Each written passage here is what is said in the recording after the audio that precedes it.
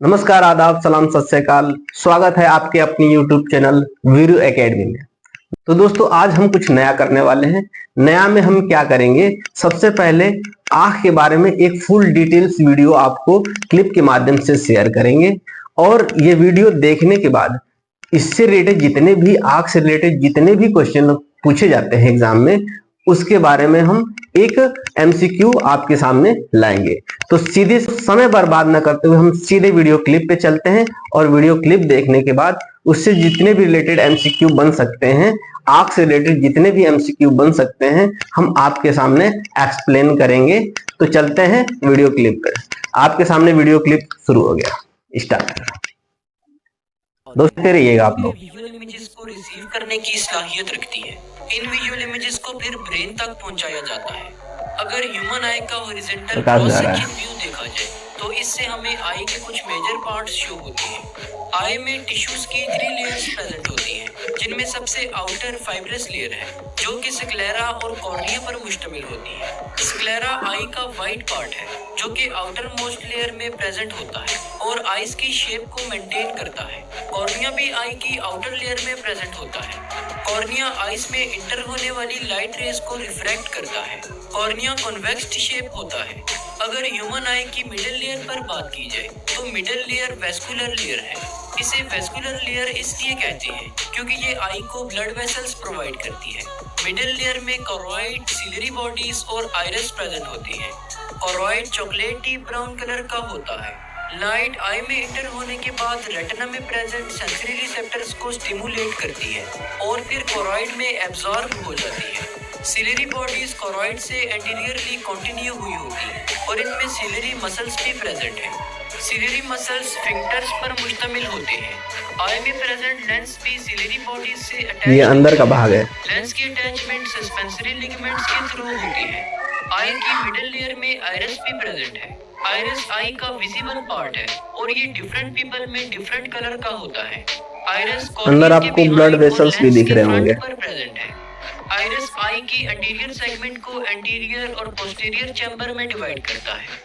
इन chambers में fluid present होता है जो कि सिलरी बॉडी के एपिथेलियल सेल्स सीक्रेट करती है। आइरिस एक सर्कुलर बॉडी है जिसके अंदर पिगमेंट्स प्रेजेंट हैं। आइरिस का कलर इन पिगमेंट्स की वजह से ही होता है। आइरिस के सेंटर में एक अपर्चर प्रेजेंट है जिसे प्यूपिल कहते हैं।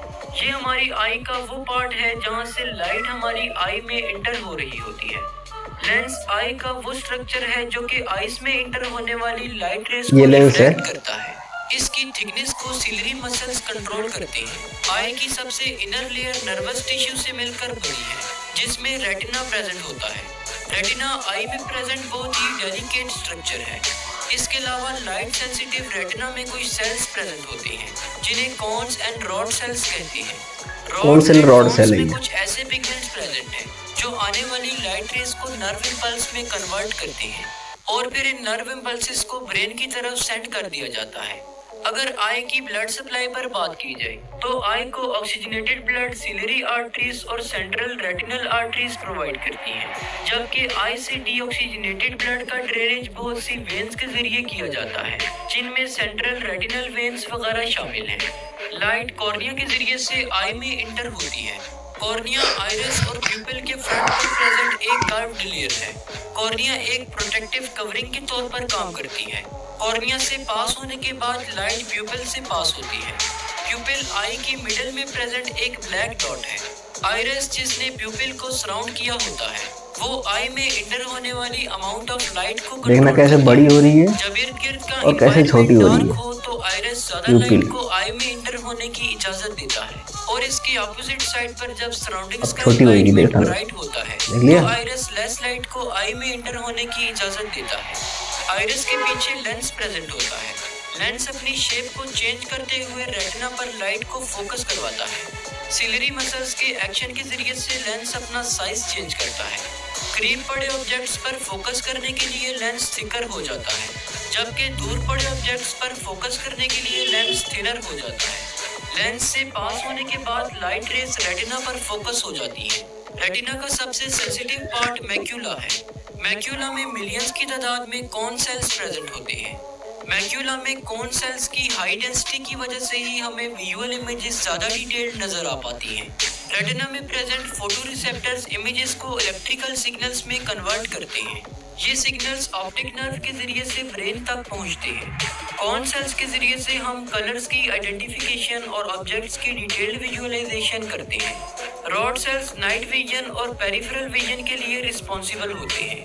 रॉड सेल्स कोन सेल्स की निस्बत ज्यादा तादाद में प्रेजेंट होते हैं और लाइट तो आपने देखा कि कैसे आई के अंदर का स्ट्रक्चर है और कैसे आई वर्क करता है।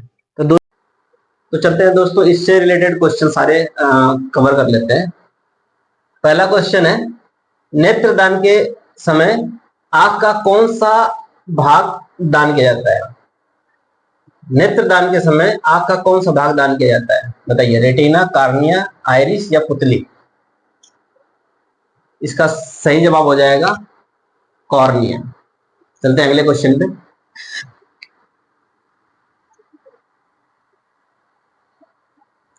अंधेरे या कम रोशनी में पुतली के आकार पर क्या फर्क पड़ता है? अंधेरे या कम रोशनी में पुतली के आकार पर क्या फर्क पड़ता है? बड़ा हो जाता है, छोटा हो जाता है या बंद हो जाता है? बड़ा हो जाता है। बताइए, अंधेरे में क्या पुतली का आकार क्या हो जाता है? बड़ा हो जाता है। बिल्कुल सही जवाब। चलते हैं अगले क्वेश्चन।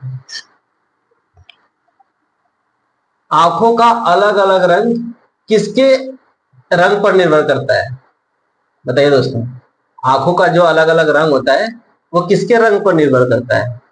किसी की आंख काली होती है, किसी का आंख भूरा होता है, किसी के नीले होते हैं। वो किस पे डिपेंड करता है? वो डिपेंड करता है आइरिस पे। ऑप्शन नंबर पहला। आइरिस को हिंदी में कहते हैं परितारिका। आइरिस को हिंदी में क्या कहते हैं? परितारिका। चलते हैं अगले क्वेश्चन पे। कार्निया और आइरिस के बीच पाया जाने वाला तरल पदार्थ कौन सा होता है? बताइए, कार्निया और आइरिस के बीच पाया जाने वाला तरल पदार्थ कौन सा होता है? दोस्तों, ये होता है विट्रस ह्यूमर। इसी की वजह से हमारा आंखों का एक शेप बनता है जो गोल आकृति का होता है। चलते हैं अगले क्वेश्चन पे। मैं ज्यादा डिफाइन नहीं कर रहा हूं क्योंकि क्वेश्चन बहुत ही आसान है। दोस्तों, अगला क्वेश्चन कह रहा है, मनुष्य के आंखों का आकार कौन प्रदान करता है? बताइए, ऑप्शन है cornea, vitreous humour, aqueous humour या रेटिना।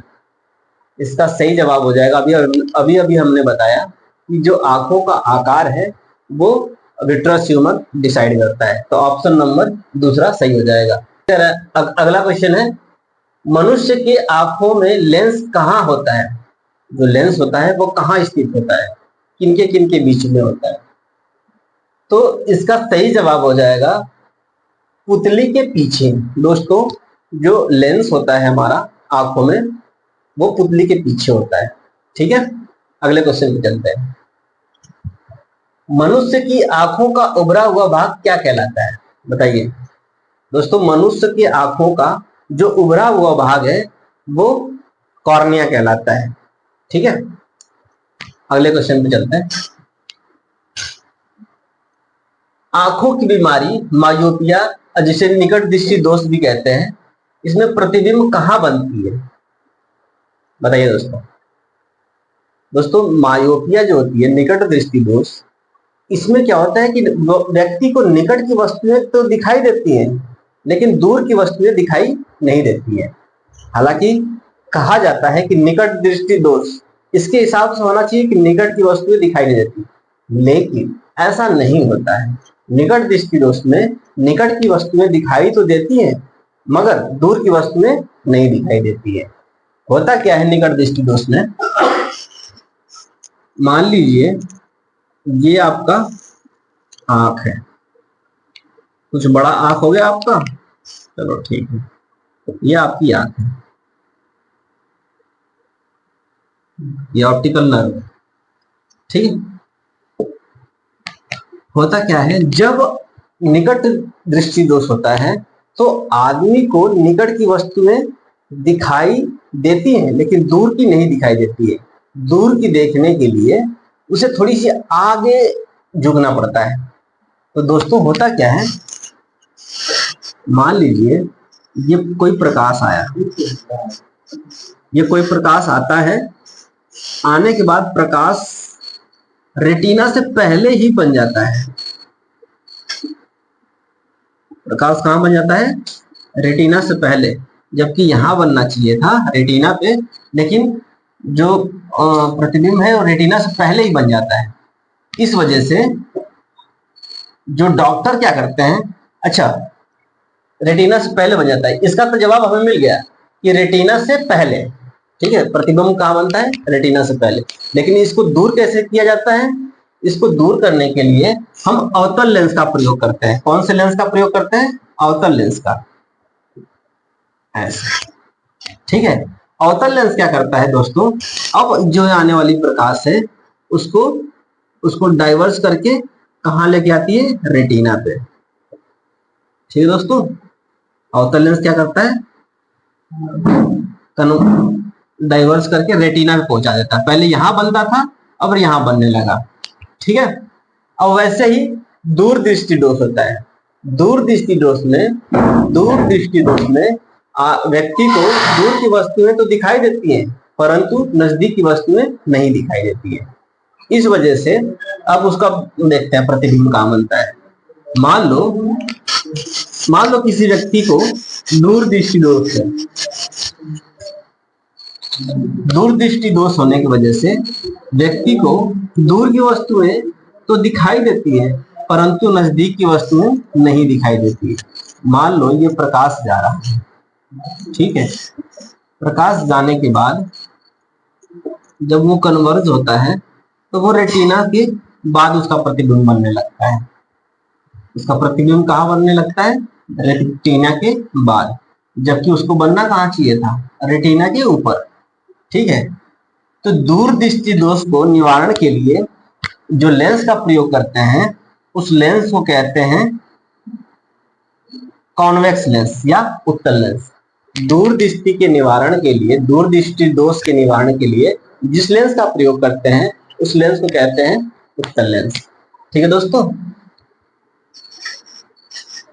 अब ये क्या करता है, उत्तल लेंस क्या करता है, इस लाइट को कन्वर्ज करके, इस लाइट को कन्वर्ज करके रेटिना पर फोकस करता है। इस लाइट को कन्वर्ज करके किस पे फोकस करता है? रेटिना पे। तो दूरदृष्टि दोष के लिए कौन से लेंस का प्रयोग करते हैं? कॉन्वेक्स लेंस का।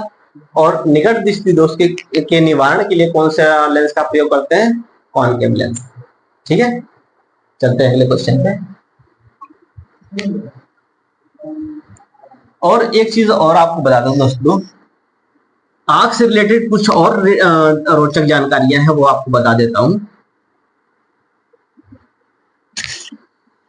जो आंख की जो सुलभ दूरी होती है जिससे बिल्कुल स्पष्ट देखा जाता है वो 25 सेंटीमीटर होता है। कितना सेंटीमीटर? 25 सेंटीमीटर।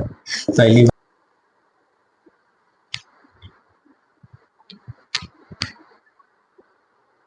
आंखों का वह काला क्षेत्र जहां प्रकाश प्रवेश करता है उसे क्या कहते हैं? उसे पुतली कहते हैं दोस्तों। तथा जो आंखों का लेंस होता है, वह एक मसल्स के द्वारा बाउंड होता है, जो कि जिसके अंदर सिकुड़ने तथा फैलने का गुण होता है। इस मसल को क्या कहते हैं? इस मसल को कहते हैं सिलियरी मसल्स। सिलियरी मसल्स की एक खासियत होती है कि जब वह सिकुड़ती है तो लेंस की साइज को पतला कर देता है, और जब वो फैलती है तो लेंस की साइज को मोटा कर देता है। तो इसकी वजह से क्या होता है कि हमें एडजस्ट करने में आसानी होती है किसी भी वस्तु को देखने के लिए। तो दोस्तों आज के लिए बस इतना ही। ऐसे ही हम एडिशनल फैक्ट आपके लिए लाते रहेंगे जो कि हर एक एग्जाम के लिए जरूरी है। तो दोस्तों ये सेशन यही समाप्त करते हैं। तब तक के लिए जय हिंद।